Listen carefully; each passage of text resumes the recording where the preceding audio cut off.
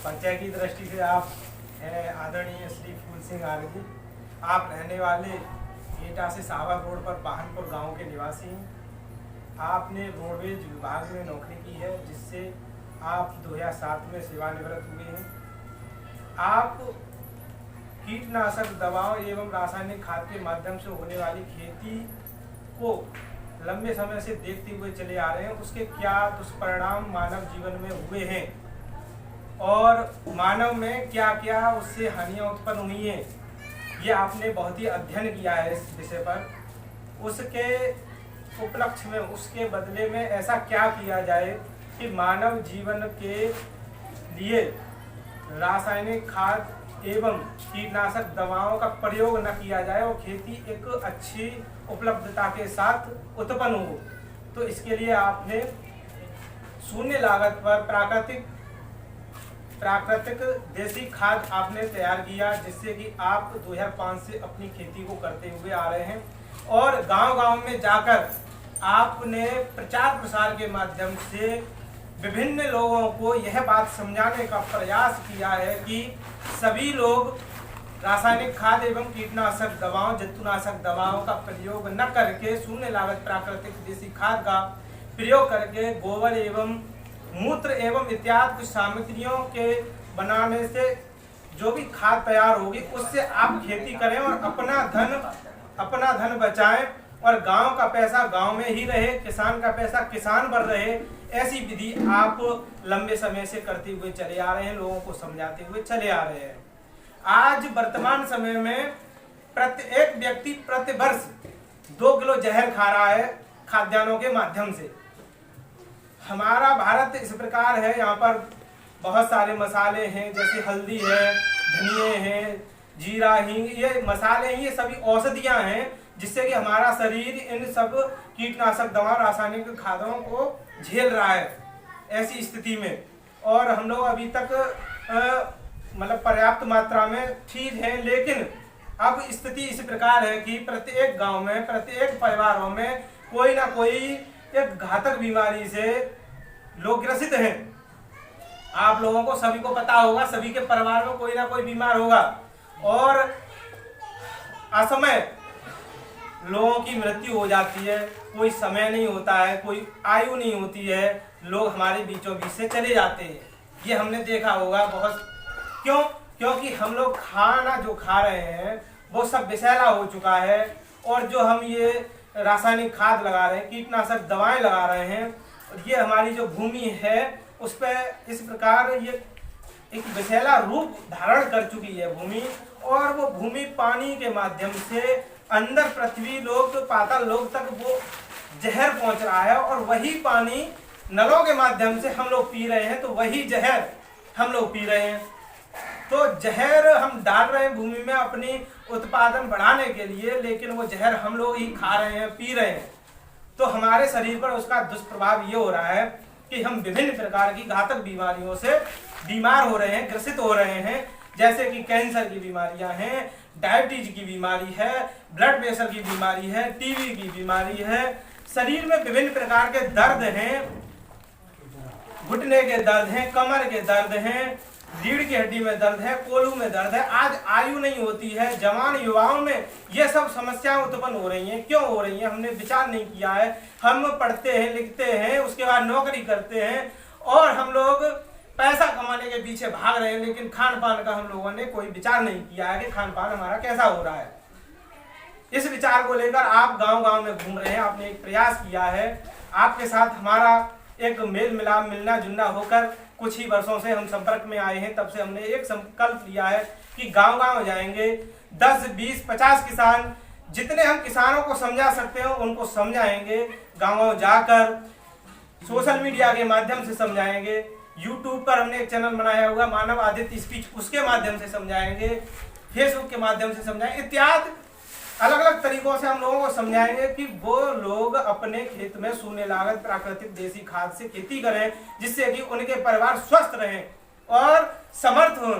जब हमारे परिवार स्वस्थ होंगे तो हमारे गांव समर्थ होंगे, गांव समर्थ होंगे, जिला समर्थ होंगे, राज्य समर्थ होंगे, तो भारत राष्ट्र समर्थ होगा। तो हमारा राष्ट्र एक दुनिया में ऊंचाइयों तक जाएगा, क्योंकि हमारा भारत राष्ट्र कृषि प्रधान देश रहा है, यहाँ पर कृषि को उत्तम कार्य माना गया था, जो कि कुछ ही विगत वर्षों से इसको नौकरी वाला राष्ट्र घोषित कर दिया है कि सबसे ऊंची नौकरी होती है। किंतु बहुत समय पहले यहाँ पर कृषि ही उत्तम कार्य माना जाता था और कृषि वाले ही व्यक्ति यहाँ पर बहुत बड़े लोग माने जाते थे। उच्च कोटि के लोग कृषि वाले लोग ही माने जाते थे, जिनको आज के समय में बहुत ही नीचे दर्जा दिया जा रहा है, उनके साथ अन्याय किया जा रहा है। रासायनिक खाद एवं कीटनाशक दवाओं वाली कंपनियों के माध्यम से इनको गुलाम बनाया जा रहा है कि ये लोग रासायनिक खाद एवं कीटनाशक दवाओं की कंपनियों के ही प्रोडक्टों को खरीदकर अपनी खेती करें। बिना उन कंपनियों के किसान कुछ नहीं है। किसान चाहे कि हम अपने ही इच्छा से अपनी खेती कर लें, आज के समय में नहीं कर सकता है, क्योंकि विदेशी कंपनियों ने इस प्रकार का जाल उनके ऊपर फैलाया हुआ है। इस प्रकार की गुलामी हम सब किसानों के दिमाग में डाल दी गई है कि बिना विदेशी कंपनियों के हम रासायनिक खाद, कीटनाशक दवा, जंतुनाशक दवाओं को खरीदे बिना अपनी खेती नहीं कर सकते हैं। ये सब चीजें हम लोगों के ऊपर थोप दी गई हैं गुलामी का। हमें पुनः ईस्ट इंडिया एक कंपनी आई थी 200-250 साल पहले, उसने हमारे देश को गुलाम किया था। अब ये विदेशी कंपनियां इस प्रकार माध्यम से हमारे देश को गुलाम कर रही हैं, क्योंकि हमारा देश कृषि प्रधान देश है, तो कृषि के माध्यम से वो हम लोगों को गुलाम कर रहे हैं। हमारे यहाँ से गाय हमारे बीचों बीच से गायब करवा दी उन्होंने, कट्टी खाने खोल कर, कटवा कर हमारी गायों को ये रासायनिक खाद के माध्यम से उपजा हुआ, जो कि कृषि से उनके लिए अनाज होता है, जो कुछ भी चारा होता है, वो खाकर गायों के जिससे कि वो गर्भ धारण ना कर पाए, उन्होंने बिल्कुल नष्ट कर दिया ये सब कुछ विषय। उन्होंने एक साजिश के तहत, ये साजिश है उनकी, साजिश के तहत वो लंबे समय से अपनी मिशनरियां चला रहे हैं। उनके माध्यम से उन्होंने हमारे भारत देश की कृषि को, गायों को, जानवरों को उन्होंने धीरे धीरे नष्ट कर दिया। आज देख रहे होंगे कि देसी गाय बहुत ही मुश्किल से गांव में हमें देखने को मिलती है। क्यों? क्योंकि देसी गायों के उन्होंने चारा, ये विषैले चारे के माध्यम से गर्भ उनका खराब कर दिया, जिससे कि वो गर्भ धारण न कर सके और नई गायों का यहाँ पर जन्म ना हो सके। आज देख रहे हों कि गायों को हम गर्भाधान वाली वो दवाएं देकर ही गर्भवती कर रहे हैं, और वो सब चीजें उन्होंने मतलब विनाश कर दिया पूरे भारत राष्ट्र का। तो उस विषय को लेकर हम लोग गांव-गांव जा रहे हैं। हमारी कोशिश यही है कि हम ज्यादा से ज्यादा किसानों को समझाने का कार्य करें।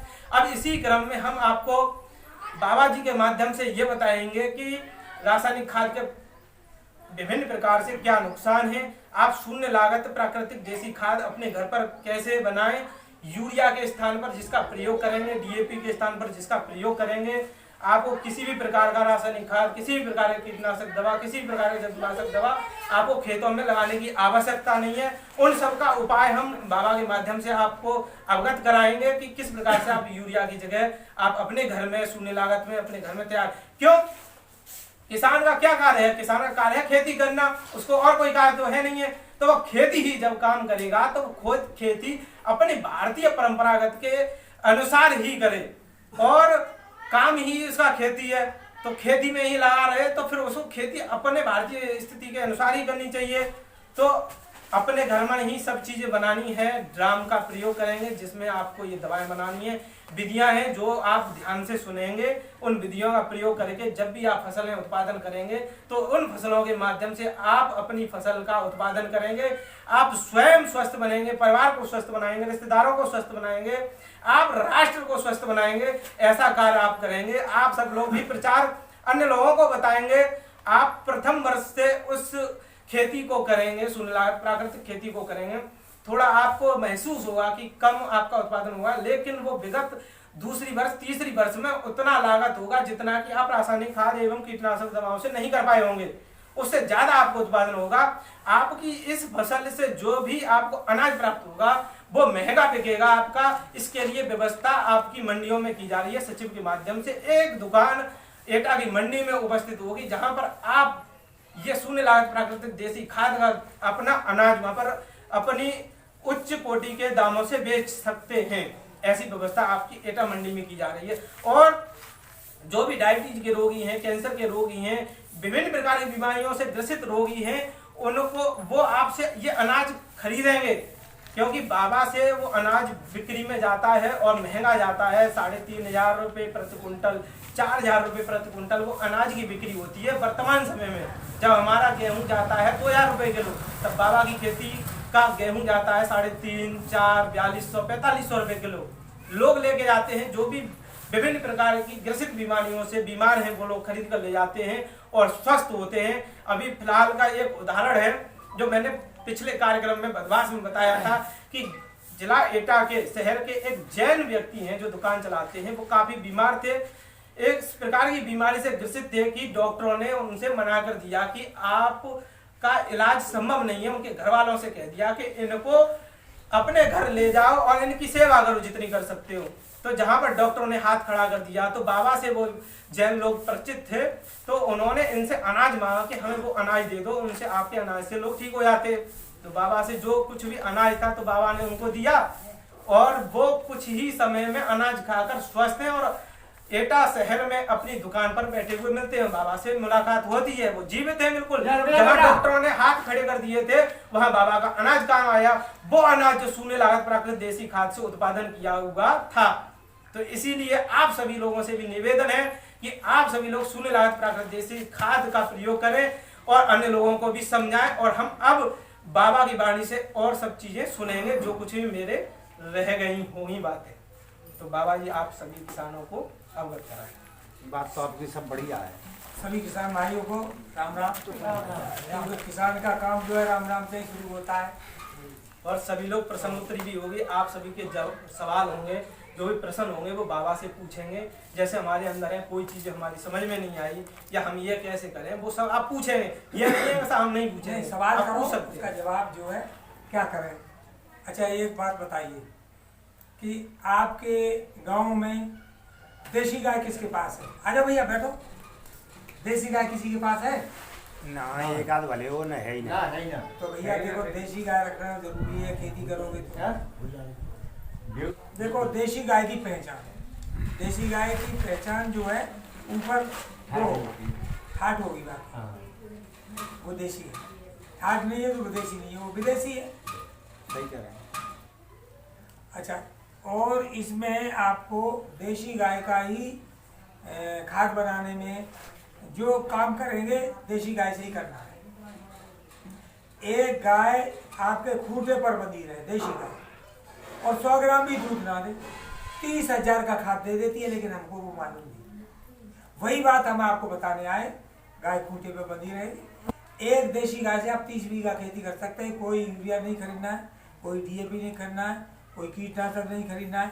इसमें देखिए पढ़ लीजिए, विश्व मुक्त खेती, समृद्ध किसान, शून्य बजट खेती, तभी बनेगा भारत महान। ना खाद की दर, ना खाद, ना कीटनाशक, ना कंपनी का व्यापार, ना तो आपको खाद खरीदनी है, ना कीटनाशक खरीदना है, ना उन कंपनियों का व्यापार चलाना है आपको, ना होगी किसान को कर्ज की दुकान।